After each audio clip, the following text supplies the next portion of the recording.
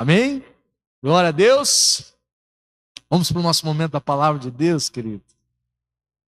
Eu quero compartilhar com vocês hoje uma palavra muito especial. O tema dessa mensagem é o poder transformador do Evangelho. Você pode repetir comigo? O poder transformador do Evangelho. Querido, entre todos os aspectos do Evangelho, talvez um dos aspectos mais marcantes e mais lindos e poderosos da palavra de Deus é o poder da palavra de Deus de transformar as nossas vidas. De transformar toda uma história que era uma história triste em uma história feliz. O poder da palavra de Deus, o poder do Senhor Jesus Cristo de transformar tudo aquilo que era tristeza um dia em alegria hoje. O poder da palavra de Deus de transformar pessoas, assim como eu e você que estávamos mortos. E a Bíblia fala sobre isso, que nós estávamos mortos. E o mortos ali, a palavra de Deus, Paulo está falando, o Evangelho de João também fala, não é mortos fisicamente, mas é mortos espiritualmente. Nós estávamos totalmente separados de Deus, mortos em nossos pecados e delitos. E o poder do Evangelho alcançou a minha e a sua vida, amém? E transformou toda a nossa história. O poder de transformar corações, a palavra de Deus fala que muitos corações eram corações duros como de pedra. Mas o Senhor diz, eu vou arrancar esses corações de pedra e eu vou colocar corações de carne dentro dessas pessoas. Muitos de nós tínhamos esses corações como de pedra. E Deus colocou um coração igual ao dele dentro de mim e de você. Você crê nisso, querido? Amém?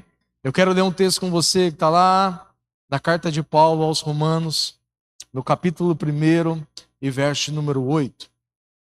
Quero introduzir essa mensagem hoje, compartilhando esse texto poderoso da palavra de Deus, de Romanos 1:8. Aqui Paulo diz assim, antes de tudo, quero dizer que por meio de Jesus Cristo agradeço ao meu Deus por todos vocês, pois sua fé nele é comentada em todo o mundo. Querido Paulo, as cartas de Paulo sempre eram endereçadas a alguém, a um povo, a uma cidade. Aqui Paulo está escrevendo aos romanos, a um povo. Então aqui no verso 8 ele diz assim, e antes de tudo eu quero dizer que por meio de Jesus Cristo, eu agradeço por todos vocês, porque a fé de vocês, ela é lembrada por todo mundo. Paulo está elogiando aqui esse povo, dizendo que a fé desse povo era uma fé tão genuína, que era conhecida por todas as cidades, não só da redondeza onde eles viviam, mas por todo o mundo. Muito obrigado, Chico. No verso de número 9 aqui, Paulo diz assim, ó Deus, o Deus a quem eu sirvo em meu espírito, anunciando as boas novas a respeito de seu filho, sabe que nunca deixo de me lembrar de vocês. Verso de número 10, em minhas orações, sempre pedindo, se for da vontade de Deus, uma oportunidade de vê-los. Fica claro aqui também, meus irmãos, que Paulo não está junto desse povo. Paulo fala, eu estou orando a Deus para que eu possa ir ter com vocês, para que eu possa ir vê-los. Todos nós sabemos e entendemos que a grande maioria, talvez uma boa parte das cartas de Paulo do Novo Testamento foram escritas quando Paulo estava preso. Então nós vamos perceber alguns detalhes importantes aqui. Paulo diz que ele ansiava, que ele desejava ir ter com aquele povo. Olha no verso de número 12. Quando nos encontrarmos, quero encorajá-los na fé e também quero ser encorajados por sua fé. Quero que saibam, irmãos, que muitas vezes planejei visitá-los, mas até agora eu fui impedido. O meu desejo é trabalhar entre vocês e ver frutos espirituais, como tenho visto em outros gentios. Pois sinto grande obrigação, tanto para com os gregos quanto para com os bárbaros, tanto para com os instruídos e quanto para com os não instruídos. Por isso, aguardo com expectativa para visitá-los, a fim de anunciar as boas novas também a vocês em Roma. Verso número 16. Pois eu não me envergonho das boas novas a respeito de Cristo. Algumas versões dizem, eu não me envergonho do Evangelho, que são poder de Deus em ação para salvar todos os que creem, primeiro os judeus e também os gentios. As boas novas revelam como opera a justiça de Deus, que do começo ao fim é algo que se dá pela fé. Como dizem as Escrituras, o justo viverá pela fé. Pai amado, eu quero te agradecer, Senhor, por essa noite tão especial, Pai, pela tua presença tão real aqui. Muito obrigado, Senhor, porque o Senhor nunca tem faltado aos encontros. O Senhor sempre está conosco, ministrando, tocando, falando aos nossos corações, Pai. Muito obrigado pela tua palavra, Senhor, que é rica, Pai, que é esplêndida, que é maravilhosa, Senhor. Obrigado pela tua palavra que é poderosa, Senhor, para transformar todo o nosso viver, Senhor. Espírito Santo, eu oro para que, apesar das minhas limitações, o Senhor possa ministrar, Senhor, cada coração aqui nessa noite, de uma forma sobrenatural, Pai. Que não somente as palavras que saiam dos meus lábios, mas principalmente as palavras que o Senhor colocar no coração de cada um aqui, Senhor, possa gerar frutos de 30, 60 a 100 por um, Senhor. Muito obrigado, Pai, por esse momento. Fala conosco. Fala comigo, Senhor, nesse momento, enquanto eu estiver pregando a tua palavra.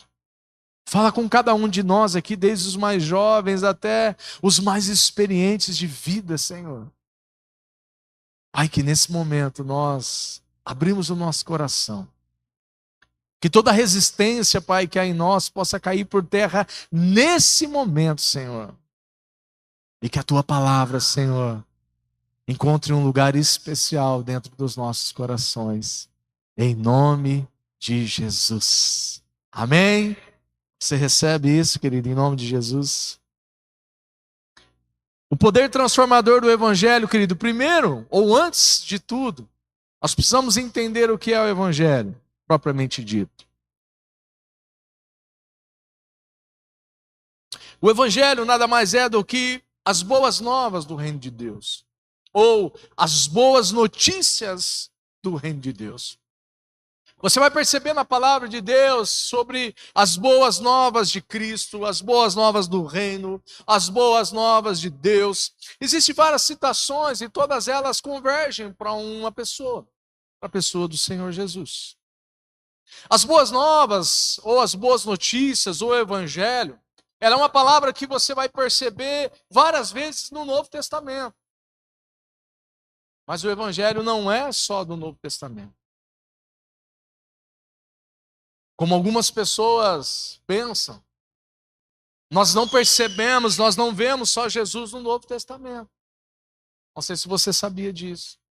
Mas desde lá de Gênesis, quando ele disse, façamos o homem à nossa imagem e semelhança. Esse façamos não é o Deus Pai somente. É o Deus Pai, Deus Filho e Deus Espírito Santo. Eu não sei se você sabe também. Não há um pódio de Deus Pai, Deus Filho um pouquinho menor e o Espírito Santo lá em terceiro lugar, não. Há um Deus que é trino, amém? E todo o poder que está com o nosso Senhor, com o nosso Pai, está sobre a vida de Jesus, esteve, está sobre Jesus e está sobre o Espírito Santo de Deus que há dentro de nós, amém? Eu sei que você já sabe disso, mas às vezes o óbvio precisa ser dito, querido. Não há um pódio ou uma disputa, não. Desde lá do início nós vemos Jesus. Desde lá de Gênesis nós vemos apontando, desde o Antigo Testamento é uma sombra do Novo Testamento, é uma sombra daquilo que aconteceu nos dias de Jesus, daquilo que os homens, os profetas escreveram e declararam a respeito de Jesus. Mas o Evangelho, querido, não é algo novo. O Evangelho já vem de muitas outras gerações.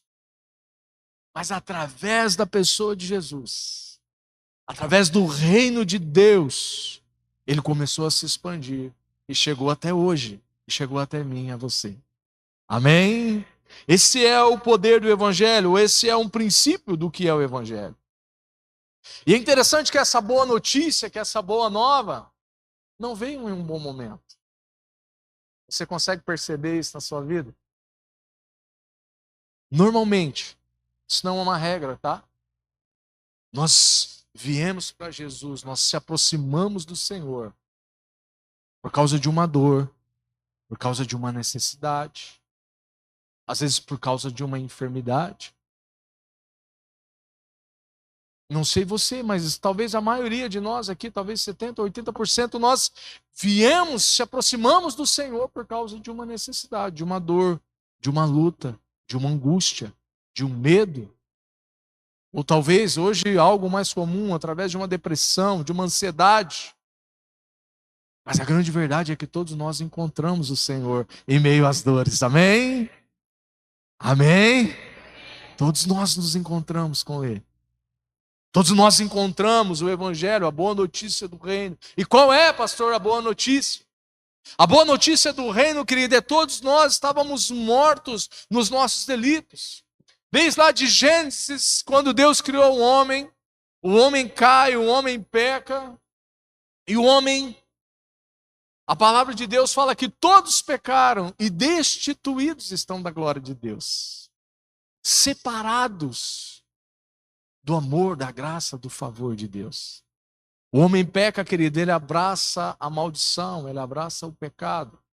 E a boa notícia, e talvez a maior e mais fantástica notícia que nós poderíamos receber quando nós nos encontramos com o Senhor, é que Ele, Jesus Cristo, pagou toda a nossa dívida. Amém? Todo o preço, querido, todo o jugo, todo o peso do pecado, ele foi levado com Jesus Cristo na cruz do Calvário. Todo o escrito de dívida, querido, que era contra mim e contra a sua vida, Jesus, ele rasgou, ele triunfou na cruz do Calvário. Amém? Essa talvez seja a das maiores e das melhores boas notícias, e não só boa, deveria se chamar de ótima notícia para nós. É que hoje, querido, nós não vivemos mais sobre o jugo das trevas. Hoje nós não vivemos mais debaixo do tacão de Satanás. Jesus já nos libertou. Amém? Essa é a boa nova do Evangelho. Olha o que Romanos, capítulo de número 6, e verso de número 23 diz: pois o salário do pecado é a morte, mas a dom gratuito de Deus, ou a dádiva de Deus, é a vida eterna em Cristo Jesus, o nosso Senhor. A boa notícia é que Cristo pagou a nossa dívida, que era impagável, através da sua morte naquela cruz. Todo o escrito de dívida foi apagado pelo sangue de Jesus, e toda a dívida foi paga. Glória a Deus. Você pode dar um glória a Deus, querido, por isso? Amém? A grande verdade, querido, é que hoje nós não devemos mais nada para Satanás. Nós não devemos mais nada para o diabo, para o acusador das nossas vidas. Tudo aquilo que constava contra nós, Jesus Cristo pagou o preço. E não foi um preço qualquer. Foi um preço de sangue, querido. Foi um preço de morte. E sabe qual que é um aspecto da salvação que talvez, muitas vezes, nós não percebemos a respeito da obra redentora de Cristo? Ele nos salvou de tantas outras coisas, mas principalmente, Ele nos salvou da ira de Deus. Porque a Bíblia fala de um Deus amoroso, sim, mas a Bíblia também fala de um Deus que se ira e se irou contra o pecado. Entre todas as coisas, querido, que Jesus já nos salvou, Ele nos salvou principalmente da ira de Deus. Ele nos salvou da morte eterna, de uma separação eterna, querido, de Deus. Sabe por que o inferno, querido, ele vai ser tão ruim? Não vai ser porque vai estar pegando fogo. Não, nada disso. Não quero nem saber se vai estar ou não vai. Mas o inferno vai ser tão ruim porque não vai haver nem 1%, nem 0,1% da presença de Deus naquele lugar. E é por isso que ele vai ser tão triste, tão agoniante. E o inferno é real, querido. Não é um conto de fadas, não. O inferno ele é real.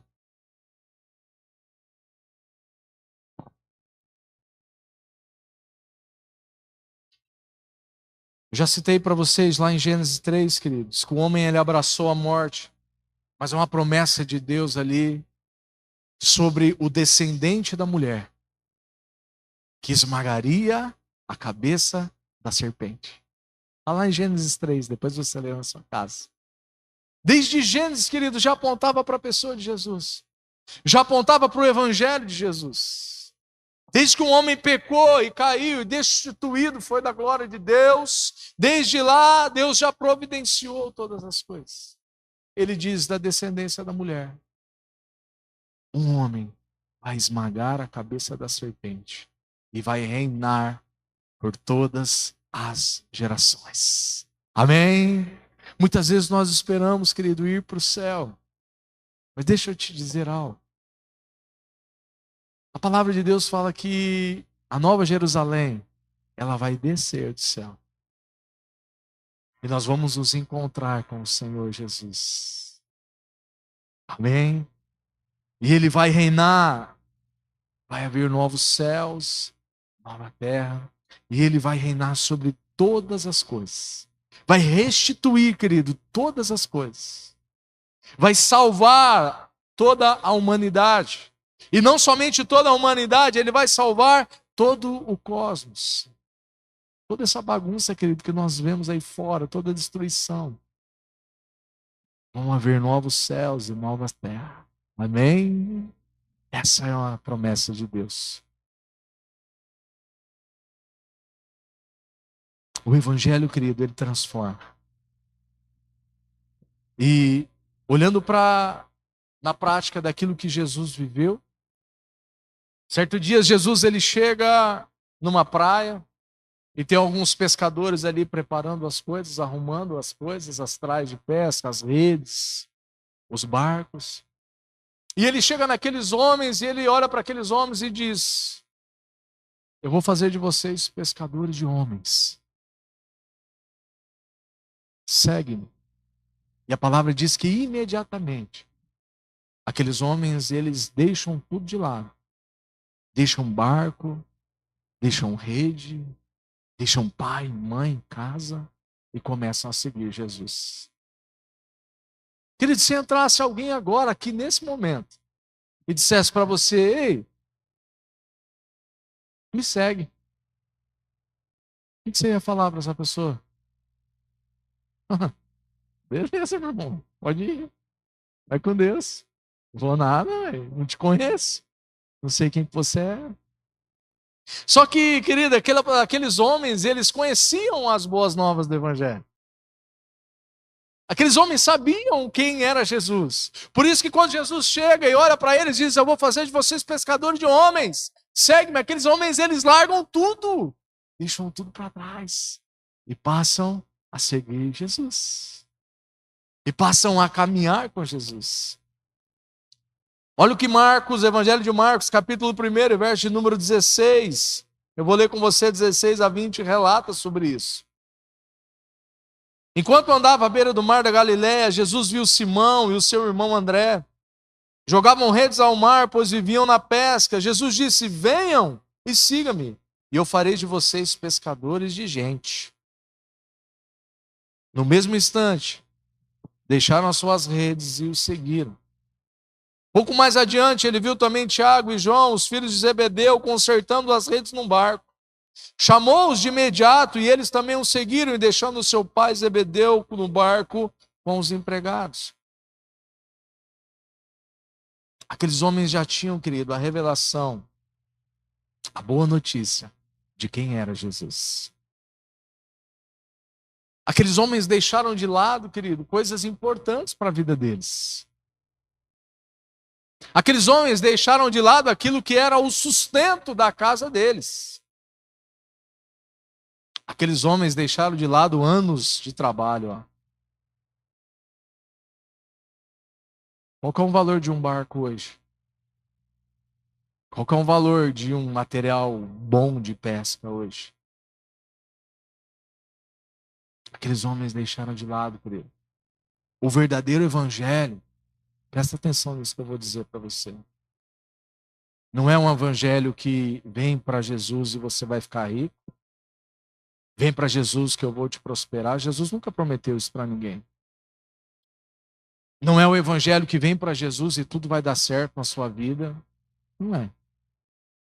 O verdadeiro evangelho é esse. Vem para Jesus. E você vai precisar abrir mão de muitas coisas para poder caminhar com Ele. Vem para Jesus. Que você vai precisar deixar de lado muitas coisas que você acha que é importante. Que você acha que tem verdadeiramente valor, mas não tem. Quantos de nós aqui, queridos, quando se aproximaram do Senhor, não deixaram coisas importantes para trás? Quantos de nós aqui não deixaram talvez carreiras profissionais para trás? Quantos de nós aqui talvez não deixaram sonhos de infância para trás? Famílias em outras cidades por causa do Evangelho. Esse é o verdadeiro Evangelho, meus irmãos. Esse é o verdadeiro Evangelho de Cristo. Não é um evangelho de barganha, não é um evangelho de favores, não é um evangelho que dá 10 e recebe 20, não é um evangelho que eu preciso de 10, de 15 pessoas aqui para ofertar R$1.000. Não, esse não é o evangelho de Cristo. O verdadeiro evangelho é esse, querido, é um evangelho de renúncia. Sinto muito dizer isso para você, mas essa é a verdade, olhando para a palavra de Deus. É um evangelho que muitas vezes nós precisamos, assim como aqueles homens, deixar pessoas que nós amamos. Por causa de uma pessoa, por causa de Jesus. Ô pastor, você está falando para deixar alguém? Não, querido, mas uma hora você vai perceber que isso é verdade. Por causa de Jesus, querido, aqueles homens abandonaram tudo, deixaram tudo para trás.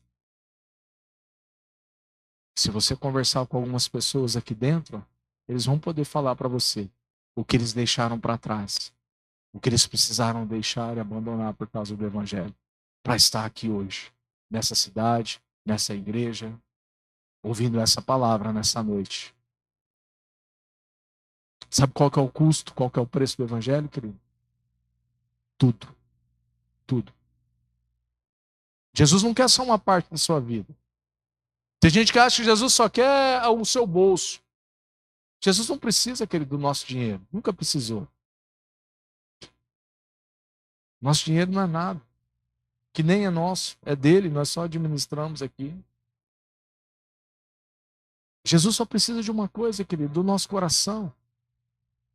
E nem ele precisa, ele é uma coisa que ele quer. Transformar somente o nosso coração. Porque se ele tiver, querido, o meu e o seu coração, ele tem tudo. Ele tem tudo. Jesus só quer o nosso coração, aquilo que é mais importante, querido.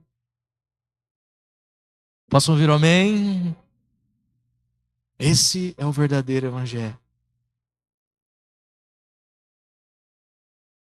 A pergunta do céu para nós hoje é: o que você deixou para trás, querido, até hoje, por causa do evangelho?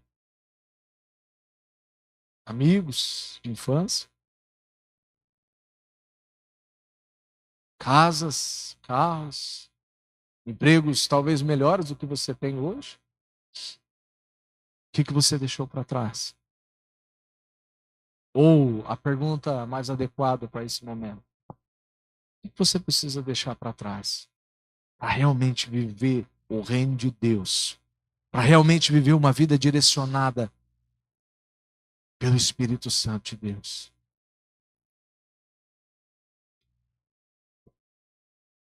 Essa é uma pergunta de Deus, querido, para nós essa noite. Um outro exemplo fantástico, querido, da palavra de Deus, está lá no Evangelho de João, no capítulo de número 4. É um texto bem conhecido da palavra de Deus. Fala do encontro de Jesus com uma mulher samaritana no poço de Jacó. Todos nós conhecemos o texto. Esse é um texto muito peculiar, porque fala de uma mulher que não era comum as mulheres ir buscar água ao meio-dia num poço. Pelo contrário, as mulheres ou iriam nas primeiras horas da manhã, ou iriam no final da tarde, porque por causa do sol, por causa do calor. Ninguém vai buscar água num poço meio-dia. E de um homem que estava assentado num poço que não era um caminho convencional para passar por Samaria. Jesus não precisava passar por Samaria. Não era um caminho convencional para ir. Mas essas duas pessoas se encontram sentados num poço de água. E ali eles começam um diálogo muito interessante.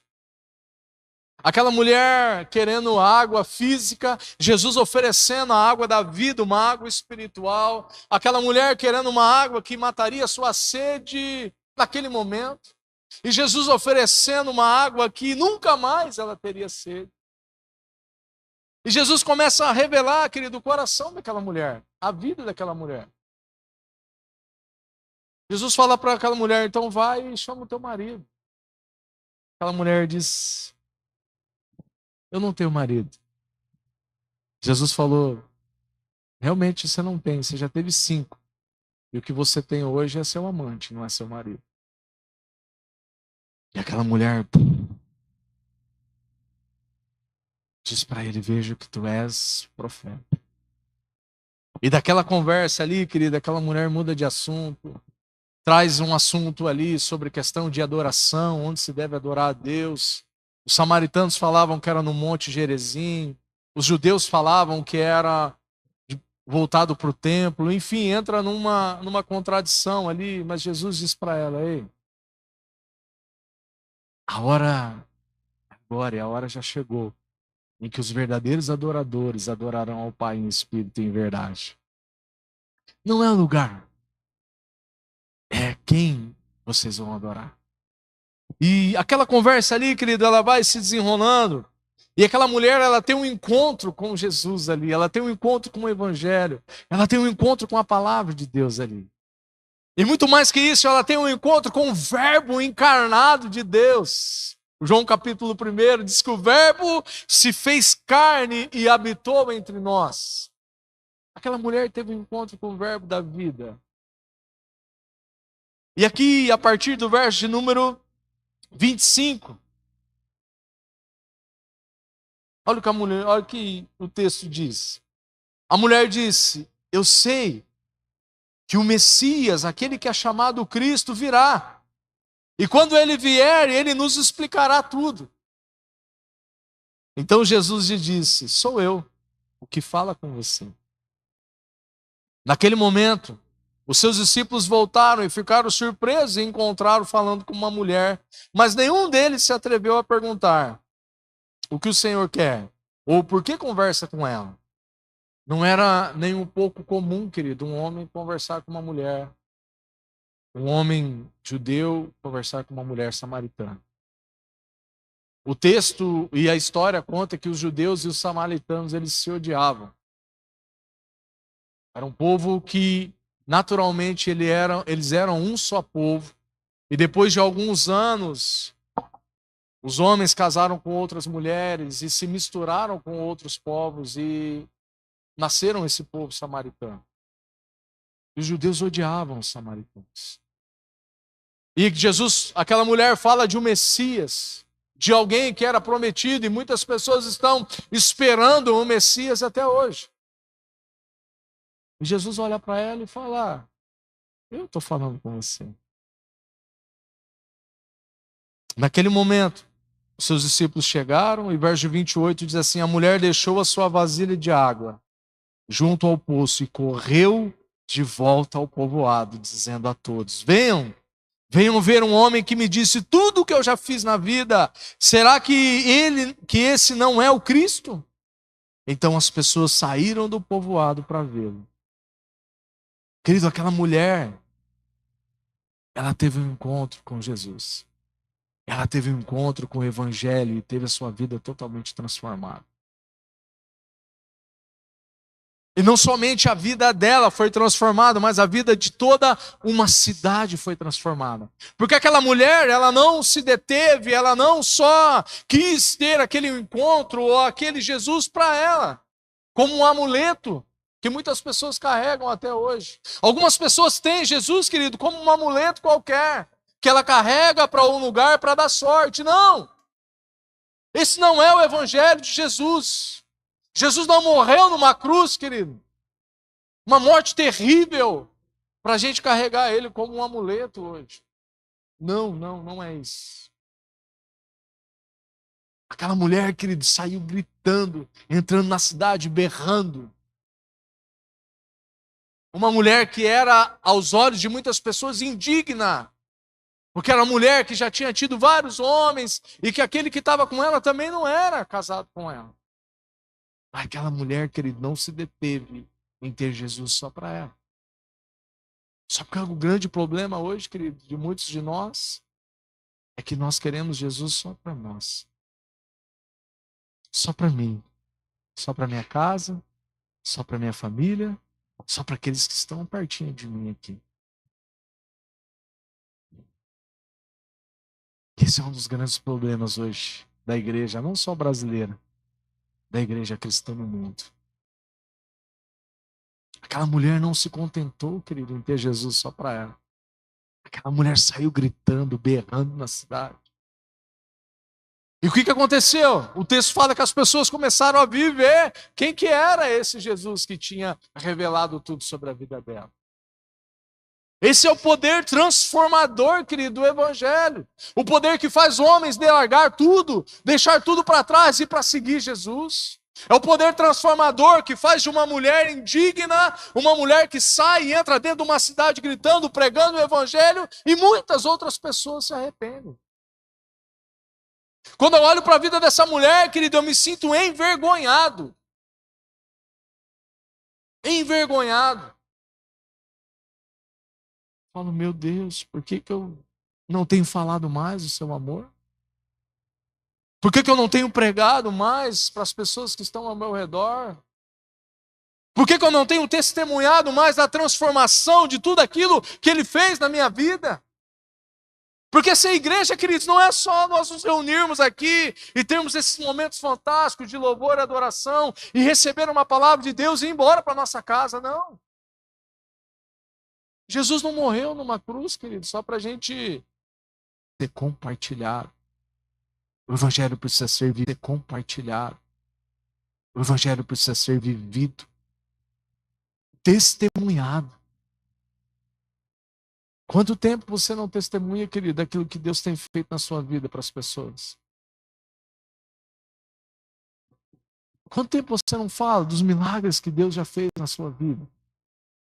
Quanto tempo você não fala daquilo que Ele já transformou, daquilo que Ele mudou? Ou talvez até daquilo que você precisou deixar para trás, para estar vivendo uma vida com Ele hoje abundante. Sinceramente, meus irmãos, quando eu olho para a vida dessa mulher, eu me sinto envergonhado.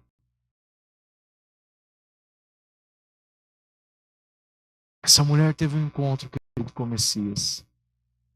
E toda a sua vida, a vida de uma cidade, a vida talvez de centenas, e talvez até de milhares de pessoas, foi transformada pelo poder de um encontro com o Senhor.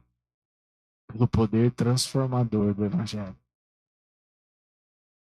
Olha o que Paulo escreve aqui, querido, na primeira carta de Paulo aos Tessalonicenses. Capítulo de número 1, verso número 5. Porque o nosso Evangelho não chegou a vocês somente em palavra, mas também em poder, no Espírito Santo e com plena convicção. Vocês sabem como procedemos entre vocês em seu favor. Paulo está dizendo, o Evangelho não chegou até vocês somente por palavras. E olha que Paulo era alguém muito inteligente, querido. Alguém muito instruído, muito estudado. Alguém que conhecia muitas coisas de cultura, em muitos assuntos. Paulo era alguém muito culto. Ele falou: o evangelho não chegou até você somente por palavras, mas o evangelho chegou através de vocês pelo poder de Deus e do Espírito Santo. Amém? Sabe o que eu aprendo aqui, querido? Muitas vezes nós pensamos: puxa vida, mas eu não sei falar, mas eu não sei testemunhar, mas eu tenho vergonha, mas. Paulo está dizendo aqui, não são as nossas palavras, querido, que vão transformar a vida de pessoas. Amém? Por mais que você seja alguém muito inteligente, por mais que você seja alguém estudado, alguém que saiba conversar com alguém, saiba dizer as palavras certas na hora certa, não são as nossas palavras. Não é a nossa oratória, querido. Talvez você fez vários cursos de oratória já. Não é a nossa oratória que vai convencer as pessoas. É o poder de Deus que opera através do Espírito Santo que vai tocar no coração de pessoas. Qual que é o nosso papel? Falar, testemunhar daquilo que ele fez, daquilo que ele está fazendo, daquilo que nós cremos que ele vai fazer. E testemunhar muitas vezes é isso, querido. Muitas vezes nós só nos atentamos naquilo que já aconteceu lá atrás, que serve de exemplo para nós também. Mas muitas vezes testemunhar fala de dizer aquilo que nós cremos que ele fará nas nossas vidas, nas nossas casas, nas nossas famílias. Isso também é testemunhar pelo poder do Espírito Santo. É esse poder, querido, é essa dinamite que se revelou a Paulo, querido, o apóstolo Paulo na estrada de Damasco. Todos nós conhecemos a história, o contexto de Paulo. Paulo era um perseguidor ávido da igreja. Paulo era um homem que dava cartas para arrancar pessoas, homens e mulheres cristãos, de dentro das suas casas e matar os cristãos. Paulo era um perseguidor, um assassino em série. E esse homem teve um encontro um dia, querido, com Jesus, na estrada de Damasco. Esse homem permaneceu cego durante alguns dias e Deus se revelou a ele de uma forma sobrenatural. É esse poder, querido, que transformou a história de um homem que era um perseguidor no maior escritor do Novo Testamento. Um dos maiores evangelistas que a história já teve, que a Bíblia já teve. É esse mesmo poder, querido, que transformou a minha vida, que transformou a sua vida. É esse mesmo poder que mudou a minha história, que mudou a sua história, e não somente só a nossa história, mas a história de toda a nossa família. Amém? Como nós cantamos aqui, que a bênção do Senhor, ela se revela de geração em geração, até 1000 gerações. É esse poder, querido, transformador do Evangelho de Cristo. É esse poder do Evangelho que transforma homens e mulheres improváveis em homens e mulheres que continuam pregando as boas notícias até o dia de hoje. Você sabe por que nós estamos aqui, queridos, nessa noite? Você sabe por que eu e a pastora Tânia nós estamos aqui pastoreando a igreja hoje? Porque um dia o São José bateu na porta de casa lá. A Dona Maria bateu na porta de casa lá. No portão de casa lá. E falou do Evangelho de Cristo para nós. Nós estamos aqui hoje, querido, porque o Glebson e a Marcela iam lá em casa emprestar cadeira. Nós tínhamos 4 cadeiras em casa só. E às quintas-feiras ele ia lá em casa. Você não pode emprestar suas cadeiras aí, Fábio? A gente fazendo uma célula ali em casa. E a gente emprestava as cadeiras. Ficava sem cadeira lá, mas emprestava. Aí foi uma vez, foi 2, na terceira. Vocês não querem lá conhecer a célula e tal? Nós estamos aqui hoje, querido, porque alguém entregou o Evangelho para nós.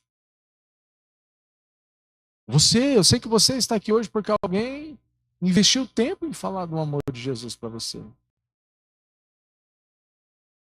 E hoje, queridos, e hoje, para quem que nós temos pregado as boas novas do Evangelho de Cristo?